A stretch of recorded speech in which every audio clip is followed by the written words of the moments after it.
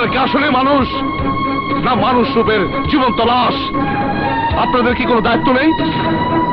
কয়েকজন মানুষ রূপী পশু প্রকাশ্যে দিন দুপুরে তারা হাসা করছে, আর আপনারা হাত পা গুটিয়ে মূর্তির মতো তামাশা দেখছেন। এই হাতকে হাতিয়ার বানাতে হবে। আরে মানুষ তো আল্লাহ সৃষ্টির সেরা জীব। আল্লাহ মানুষকে সৎ পথে সংগ্রাম করতে বলেছে অন্যায়কারীকে ধ্বংস করার জন্য।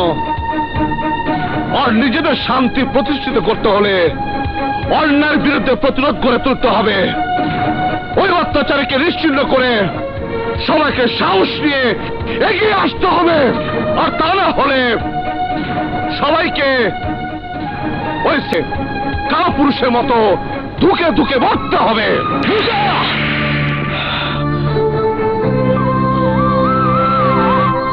ভাইয়া মারো, ভাইয়া মারো আমাকে। একটা কথা শুনে রাখো, আমি তোমার ঘর ছেড়ে চলে যেতে পারি, কিন্তু এই এলাকার নিরহ মানুষের উচ্ছেদের হুমকির মুখে রেখে আমি অন্তত যেতে পারি না। আমি জানি তোর শক্তি, সাহস, হিম্মত আছে, কিন্তু সে শক্তির বাহাদুরি এখানে নয়, বাড়িতে গিয়ে দেখাবি। চল চল আমার সাথে। এই সেকেন্দার, তুই আমার বাবার রক্ত দিয়া একদিন এই মহল্লার মাটি ভিজাই দিছিলি, তাই আমি বাইসা থাকতে এই মহল্লার মাটিতে তোর স্বপ্ন আমি সত্যি হইতে